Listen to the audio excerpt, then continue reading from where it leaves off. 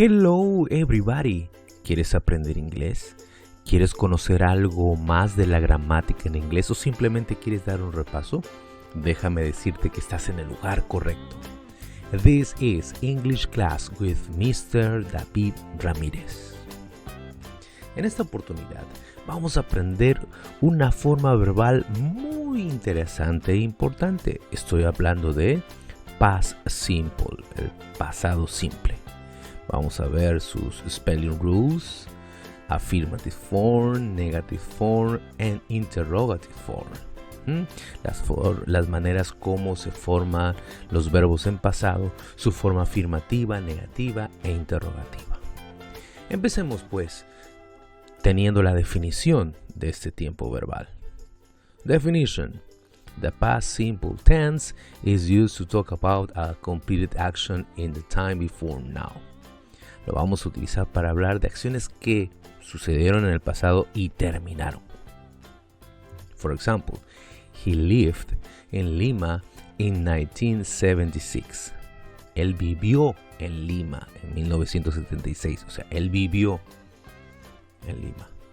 Ahora no vive en otro lugar. That's the idea. I saw the soccer game this morning. Yo vi el juego de fútbol esta mañana. ¿Cuándo? Esta mañana. Listo, y acabó. Y punto. Alright, that's good. So, ahora, ¿cómo formo yo el pasado de los verbos? Muy bien, antes de continuar, siempre yo animo a mis estudiantes que cuando estudiamos el tiempo del pasado, past simple, del pasado simple, tenemos que rápidamente recordar que hay dos grupos de verbos. Los verbos regulares y los verbos irregulares. Regular verbs and irregular verbs.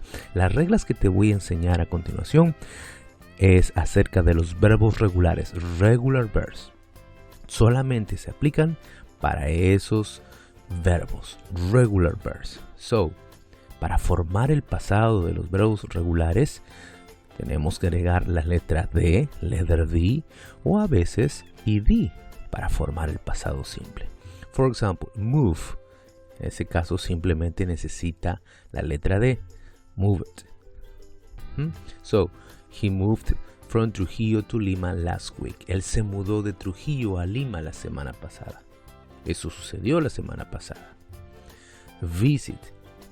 En ese caso sí necesita la ed. Ed. Visited. My mother visited me yesterday. ¿Cuándo? Ayer. Siguiente regla. For regular verbs that end in a vowel plus y, you need to add ed.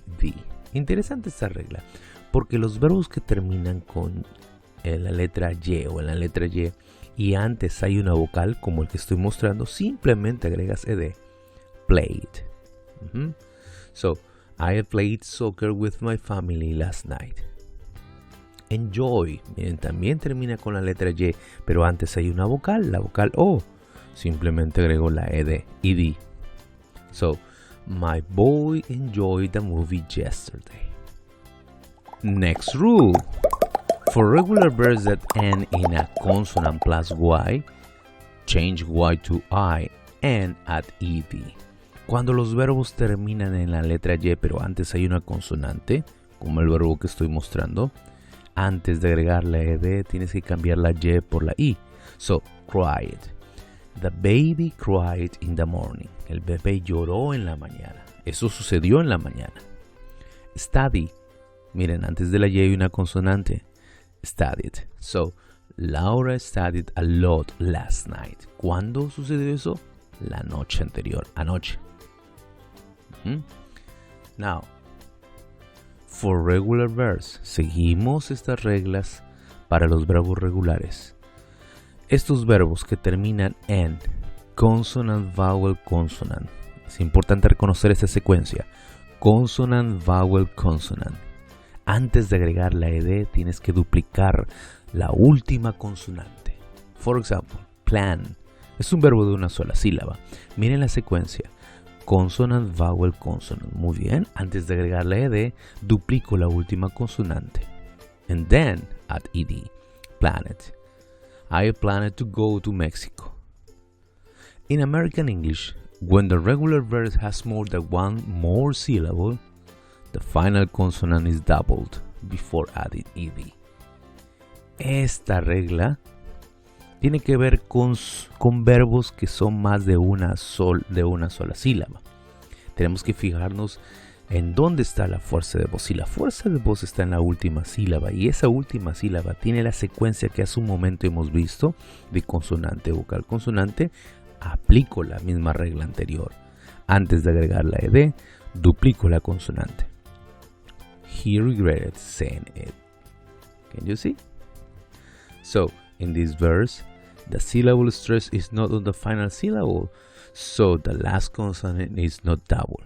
Ahora, ¿qué pasa si un verbo de más de una sola sílaba, como por ejemplo que estoy mostrando, no lleva la fuerza de voz en la última sílaba? Pues no nos preocupemos, simplemente agregamos la ed. She opened the door late last week. No duplico la última consonante, simplemente agrego la ed. That's right, ok. ¿Y qué hay de los verbos irregulares? Déjame mostrarte los más utilizados, digámoslo así. La única manera de poder reconocer qué verbo es regular o irregular, indudablemente, es aprendiéndonos de memoria los verbos irregulares.